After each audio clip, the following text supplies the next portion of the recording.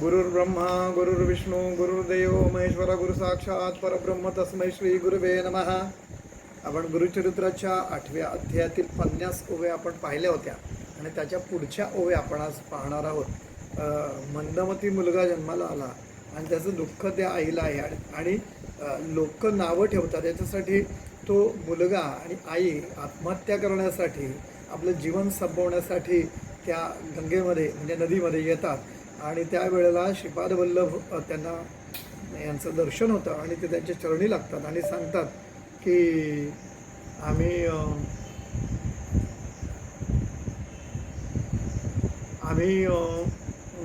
आत्महत्या करतोय, तर तुमच्या दर्शनानं आमचा उद्धार व्हावा म्हणून चरणाला लागतात. आणि त्याच्यानंतर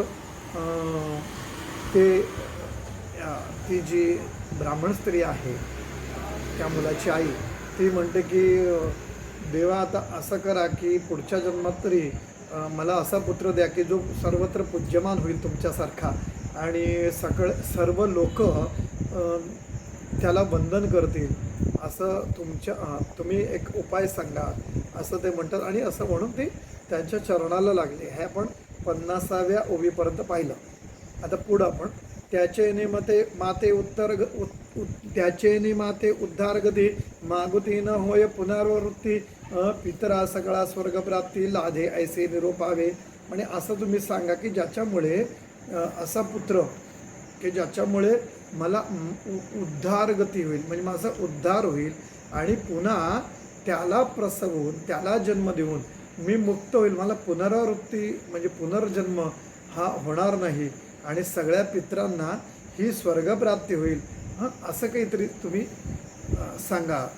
वासना असे माझे मनी पुत्र व्हावा ब्रह्मज्ञानी बाळपणीच पाहुनैनी पूज्यमान समस्तांसी. आणि माझ्या मनामध्ये का कामना आहे की असा पुत्र व्हावा की तो ब्रह्मज्ञानी असेल, प्रचंड असा विद्वान असेल आणि तो बाळपणीच तो सर्वांना पूज्यमान होईल, असा बाळ मला हवा अशी तिची इच्छा आहे. ऐकोनी तियेचे वचन सांगती कृपा भक्ती पाहुना करी वो ईश्वर आराधन पुत्र होईल श्रीहरी ऐसा. तर ते म्हणाले की श्रीपाद वल्लभ म्हणाले की तिचं ते भक्तिभावाचं ते वचन ऐकून तिला म्हणतात श्रीपाद वल्लभ की तू ईश्वर आराधन कर, म्हणजे शिवोपासना कर आणि त्यामुळे तुला श्रीहरी म्हणजे कृष्णासारखा मुलगा होईल. गवळीयाच्या घरी देखा कृष्ण उपजला कारणिका व्रत केले गवळी एका ईश्वराची आराधना. तर म्हणे जसं गवळ्याच्या घरी कृष्ण जन्माला आला तसे व्रत एका गवळीने केले, ईश्वराची आराधना केली, तैसा तू आराधी ईश्वर. त्याचप्रमाणे तू ईश्वर आराधना कर, पुत्र पावशील हा निर्धार आणि तुला नक्की मुलगा होईल. यावर विश्वास ठेव, तुझा मनोरथ साचार पावेल सिद्धी. श्रीपाद म्हणती तर म्हणाले की तुझं मनोरथ त्यांनी पूर्ण होईल असं श्रीपाद वल्लभ असं म्हणतात. विप्रस्त्री म्हणे त्यावेळेला ती ब्राह्मणी असं म्हणते कैसे व्रत आचरावे आचरले गवळी. कसल्या म्हणजे कशा प्रकारे व्रत त्या गवळिणीने आचरलं. कैसा पूजिला चंद्रमौळी, कसं चंद्रमौळी म्हणजे शंकराचं पूजन केलं. विस्तारावे मजप्रती, ते मला विस्तार करून तुम्ही सांगा.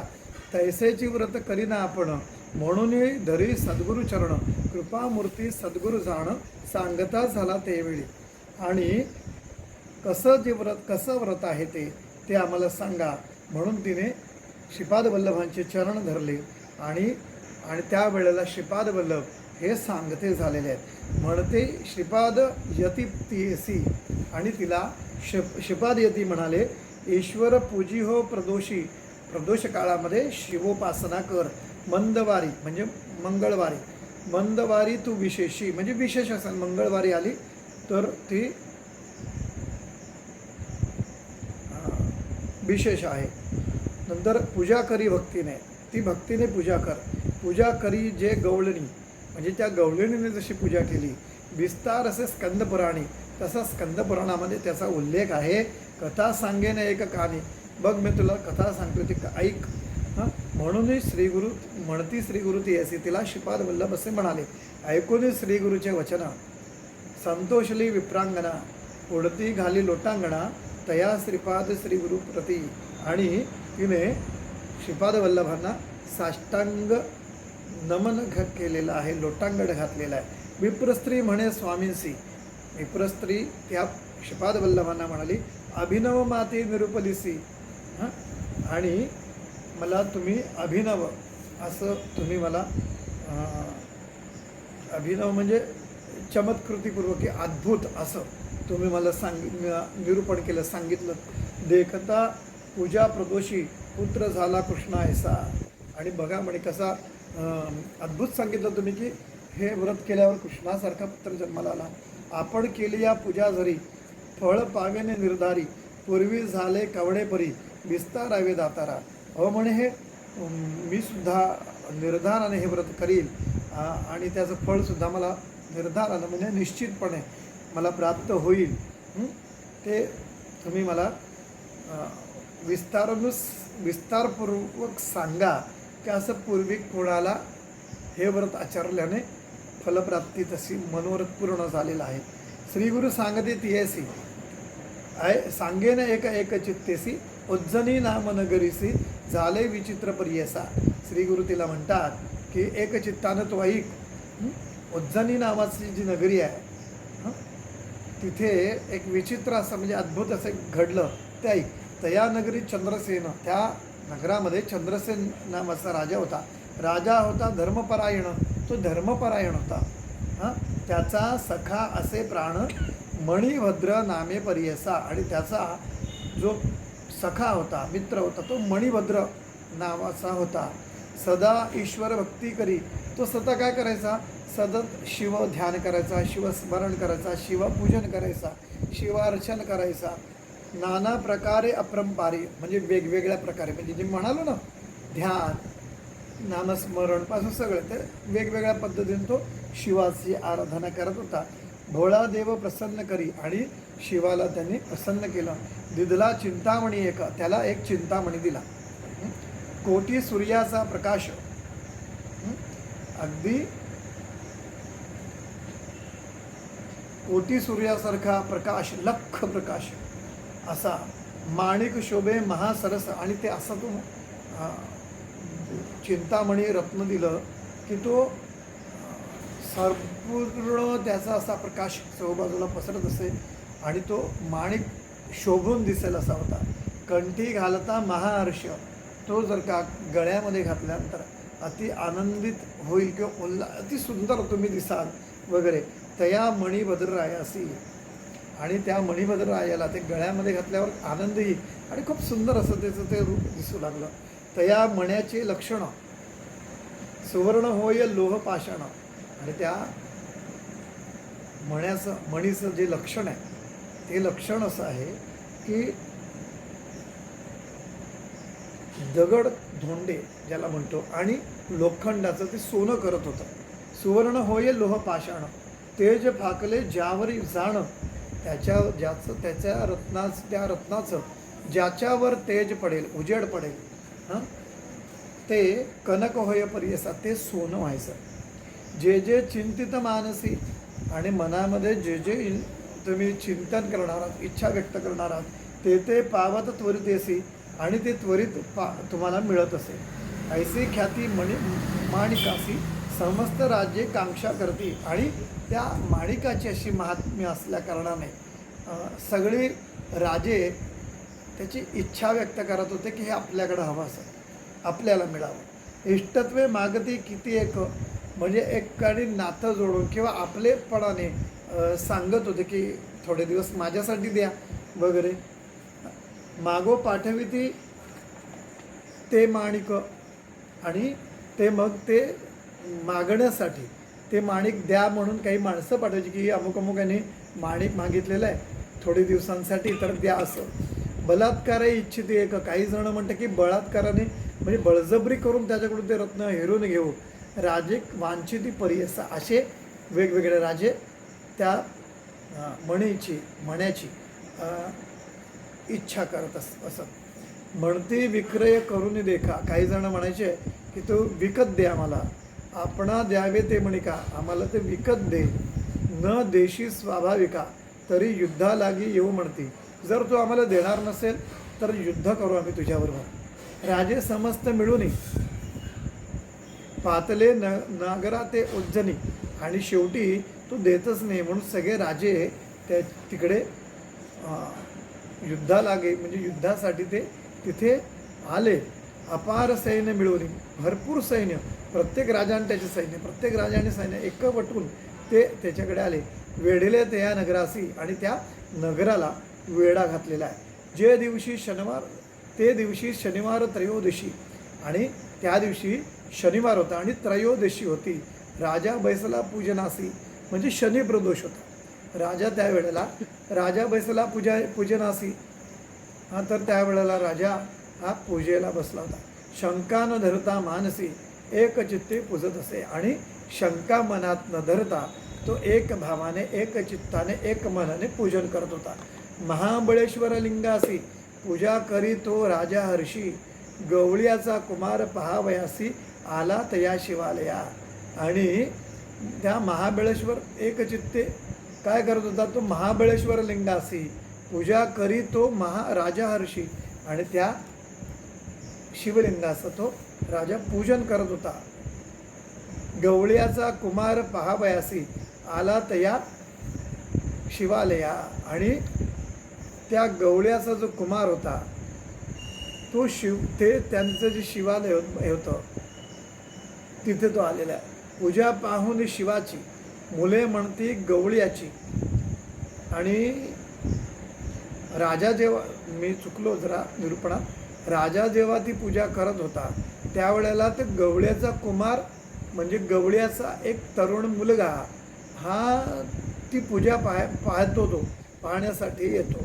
आणि त्या शिवालयामध्ये एका शंकराच्या मंदिरामध्ये पूजा पाहुणी शिवाची.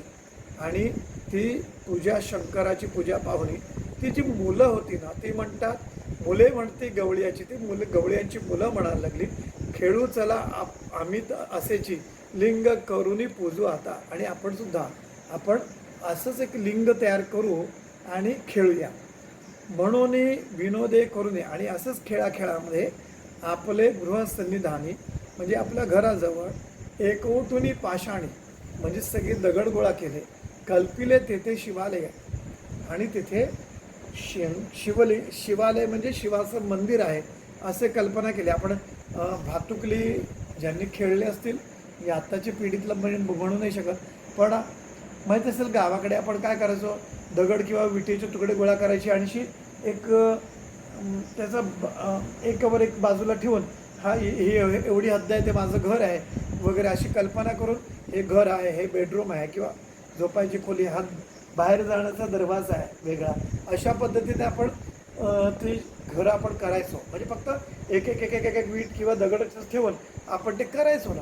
त्या पद्धतीने त्यांनी तसं शिवालय कल्पिलं की हे एवढी जागा आहे, हे शिवालय आहे आणि त्याच्यामध्ये शिवलिंग स्थापन करून म्हणजे किंवा एक दगड हे शिवलिंग आहे असं म्हणून ते खेळू लागले. एकवटीने पाषाणी कल्पिले तेथे शिवालय. पाषाणाचे करून लिंग एक दगड तिथे आणून ठेवला आणि म्हणले शिवलिंग आहे. पूजा करीत बाळके सांग. आणि मुलं आपापल्या परीने खेळानेच ती पूजा करू लागले. नाना परीची पत्री सांग कल्पिले तेथे पूजेसी. आणि नाना परीची जी पत्री आहेत, पानं आहेत, ती तिथे जमवली त्यांनी आणि खेळू लागले. षोडशोपचारे पूजा करते. खेळामध्ये षोडशोपचारे पूजा करतात. उदक नैवेद्य समर्पिती, देवाला पाणी नैवेद्य वगैरे समर्पित करतात. ऐसे कौतुके खेळती. आणि अशा पद्धतीने ते कौतुकाने म्हणजे आनंदाने आपापलेच खेळामध्ये रमून खेळ खेळत होती. गोपकुमार हे वेळी त्यावेळेला ते गोपकुमार आपल्यामध्येच त्या खेळामध्ये रमून ते खेळ खेळत होती. गोपिका स्त्रिया येऊनी पुत्रा ते नेती बोलावणे भोजना कारणे म्हणून गेले सकळ ही बालक. आणि काय झालं की त्या गोपिका ज्या होत्या म्हणजे गवळ्याच्या बायका ज्या होत्या गवळींच्या, त्या गोपिका ती आपल्या मुलांना जी खेळत होती त्यांना बोलवायला आले का, तर जेवणाची वेळ झाली आहे, जेवायला चला म्हणून त्यांना बोलवत आहेत भोजनाकारणे म्हणून जेवणासाठी वेळ. आणि गेले सगळी बालक आणि सगळी मुलं आपल्या घरी गेले. त्यातील एक गोपीसुद्धा आणि त्याच्यामध्ये एक गवळी कुमार होता.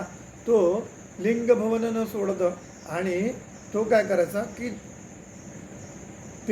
तो जो मुलगा होता तो लिंगभवन म्हणजे ते शिवलिंग जे इथं कल्पिलं होतं की हे दगड म्हणजे शिवलिंग आणि ते घर जसं आपलं म्हणजे शिवालय जे तयार केलं होतं, तर तिथेच तो बसून तो म्हणाला मी नाही येणार, मी इथेच राहणार वगैरे. तर तो न सोडतं म्हणजे तो तिथून जात नाही, निघत नाही त्या शिव मंदिर ज्याने खेळामध्ये बनवलेलं तिथून. त्याची माता जवळी येतं मारी आपले पुत्रासी. आणि त्याला मग शेवटी ते येत नाही म्हणून ती जवळ आली आणि बोलावून सुद्धा येत नाही म्हणून आली आणि त्याला मारू लागली.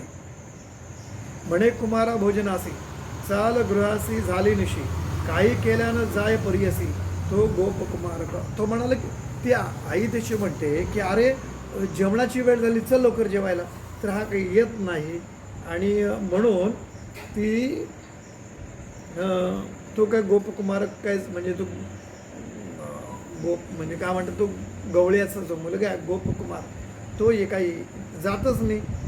कोपे करून ते गवळणी आणि त्यावेळेला रागाने ती गवळणी मग मोडी पूजा खेळ अंगडी, शेवटी ते पायाने किंवा हाताने ते सगळे दगड बिगड असे सगळे पसरून टाकते आणि ती पूजा बिजा ते काही गोळा केले असं पूजेसाठी ते सगळं विस्कटवून टाकते.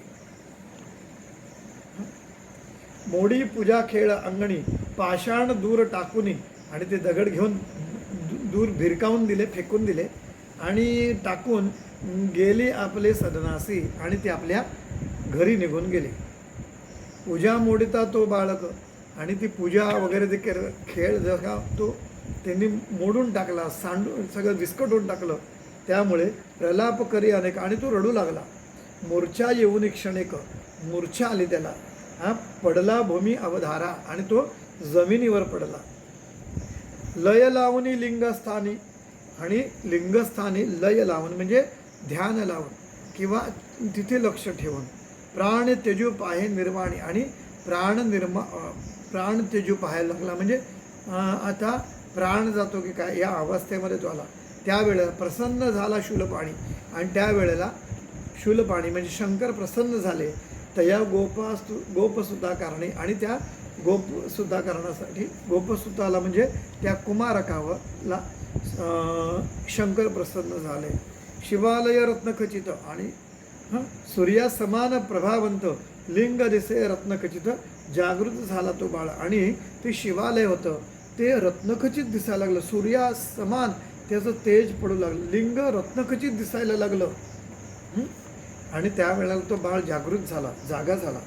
निजरूप धरी गौरी रमण आणि आपलं रूप धारण करून प्रत्यक्ष शिव येऊन ओठवी बाळ करी धरून आणि हाताने त्याचा त्या गवळी याच्या बाळाला उचलून की म्हणजे उठवून हात धरून उठवलं. वर माग म्हणे मी झालो प्रसन्न. अरे म्हणे वर माग मी प्रसन्न झालो. देईन जे वांछिसी ते आणि तुला हवाय ते मी तुला देतो. बाळके नमिले ईश्वरासी आणि त्या बाळानं त्या मुलानं त्या शंकराला नमस्कार केला. कोप न करामा मातेसी. त्याने काय मागितलं की आईवर तुम्ही रागावू नका, माझ्या पूजा बिघडवली तव प्रदोषी आणि या प्रदोष काळी तुमची पूजा तिने विस्कटवली, नाश केली म्हणून तुम्ही तिच्यावर रागवू नका असं त्याने क्षमा करणे म्हणत असे आणि त्याने क्षमा करावी असं ते म्हणाले. ईश्वर भोळा चक्रवर्ती आणि ईश्वर शंकर तर भोळे वर दिला बहुप्रीती आणि त्याला वर दिला. प्रदोष समयी पूजा देखती गवळिणी होय देवजननी आणि प्रदोष समयी तिने ती पूजा पाहिली ना, त्यामुळे ती गवळिणी सुद्धा देवांच्या आईसारखी झाली. तिचे पोटी होईल सुत तोची विष्णू अवतार ख्यात न करी पूजा पहिली म्हणत पोशील आपले पुत्रासी आणि तिच्या पोटी जो मुलगा होणार आहे तो प्रत्यक्ष विष्णूचा अवतार असेल. न करी पूजा पहिली म्हणत पोशील आपले पुत्रासी. आणि तो म्हणाल मी अशी काही पूजा पाहिली नाही आहे कधी. हां, जे जे मानसी तू इच्छिसी, तुझ्या मनात जे जे असेल ते तुला प्राप्त होईल. पावेल ते ते धरी मानसी, तुझ्या ते मनामध्ये पक्क धर की ते तुला मिळणारच आहे. अखिल सौख्य तुझ्या वंशासी, पुत्र पौत्रेसी नांदतील. आणि तुझ्या वंशामध्ये तू पुत्र पौत्रेसी नांदशील, म्हणजे अगदी तू नातवंडाचं सुद्धा तोंड पाहशील अशा अर्थानं, म्हणजे तिला दीर्घायू मिळेल. प्रसन्न होणे गिरजाप्रती. आणि नंतर शंकर प्रसन्न झाले आणि गेले लिंगालयी गुप्ती, आणि त्या शिवलिंगामध्ये गुप्त झाले.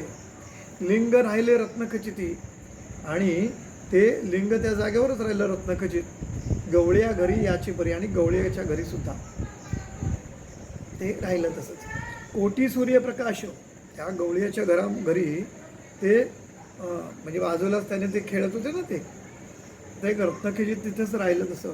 कोटी सूर्यप्रकाश, ते कोटी सूर्यासारखा अत्यंत तेजस्वी प्रकाश पडलेलं असं शिवालय दिसे अतिसुरस, असं शिवालय तिथं दिसतं. लोक म्हणते काय प्रकाश, म्हणजे कसला प्रकाश पडलेला आहे. उदय झाला दिनकरा, अरे सूर्य उगवला की काय पुन्हा असं. आले होते परराष्ट्र राजे, आणि जे चढाई करण्यासाठी जे परराष्ट्रातले वेगवेगळ्या राज्यातले राज्य आले होते, विस्मय करती चोजे, आणि ते सगळे कौतुकाने आश्चर्य करतात. म्हणजे की कसं काय म्हणे हे झालं. सांडूनी द्वेष बोलती सहजे, भेटू म्हणती राय असे. आणि म्हणजे कसं कसं म्हणे शक्य आहे वगैरे. तर द्वेष त्याचं म्हणजे रागाने द्वेषबुद्धीने आले होते की हे मिळवण्यासाठी त्याचा रत्न. तर ते सगळे सहज द्वेष सांडूनी किंवा द्वेष न ठेवता ते बोलू लागले. भेटू म्हणती राजे असे, राजाला भेटूया. पाहे या पवित्र नगरांत, पहा म्हणे या नगरामध्ये काय सूर्य झाला असे उदित. सूर्य उदय झाले की काय पुन्हा. राजा असे बहुपुण्यवंत, राजा हा खरंच पुण्यवान आहे, पुण्यशील आहे. ऐसी अशी विरोध न करावा, अशाला आपण विरोध करू नये असं ते म्हणाले. म्हणून पाठवती सेवक असी, आणि म्हणून राजे आपल्या सेवकांना पाठवतात. भेटू म्हणती रायासी, त्याला निरोप पाठवतो की आम्हाला राजांना भेटायचं आहे असं. राजा बोलवी तयांसी, आपले गृहांसी नगरात. आणि सगळ्या राजांना तो जो राजा होता ते न बोलवतात नगरांमध्ये. इतके होता ते वसरी, आणि एवढं म्हणजे इतकं असताना त्यावेळेला तिथे राजा तितके होता ते वसरी, राजा पुसत असे प्रीती करी. आणि हे या वेळेला म्हणजे इतके होता, म्हणजे हे एवढं झाल्यावर त्यावेळेला राजा पुसत असे प्रीती करी. ते म्हणाले की ते प्रेमाने विचारले, रात्री असता अंधकारी. ते सगळे जमलेले राजे म्हणतात की एवढा अंधार असताना, अंधार समय असताना, रात्र असताना उदय पावला केवी सूर्य, हे सूर्य तुझ्या नगरात कसं काय उगवला. राजा चंद्रसेना सहित, राजा चंद्रसेन सुद्धा आश्चर्य तो पाहण्यासाठी. पाहावया येते कौतुकार्थ, कौतुकानं ते पाहायला येतात. दिसे विचित्र रत्नखचित, आणि तिथे विचित्र असं रत्नखचित असं शिवालय त्यांनी पाहिलं, जे भातुकलीमध्ये ते खेळण्यासाठी तयार केलेलं ते शिवालय. तिथे प्रत्यक्ष शिवालय रत्नखचित झालं, आणि रत्नखचित शिवलिंग तिथं होता.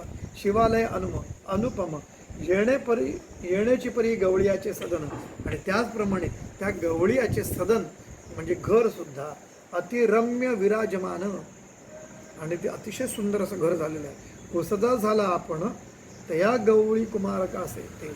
आणि मग कौतुकाने विचारलं राजाने की कसं काय झालं वगैरे, सांगितला सकळ वृत्तांत. आणि मग त्या गवळी कुमाराने सगळा वृत्तांत सांगितला. संतोष करती राजे समस्त, आणि त्यावेळेला सगळे राजे कौतुक करतात आणि समाधान व्यक्त करतात. गवळ्यांत राजा तू म्हणतं, आणि त्या गवळ्यांच्या त्या कुळामध्ये किंवा त्या आळीमध्ये किंवा त्या भागामध्ये तू राजा आहेस असे म्हणत. देती नाना देश संपदा, आणि त्याला ते नाना प्रकारचे देश, राज्य, राज्याचा भाग त्याला दान दिला. आणि संपदा, अनेक प्रकारची संपदा म्हणजे धनधान्य वगैरे त्याला दिलं.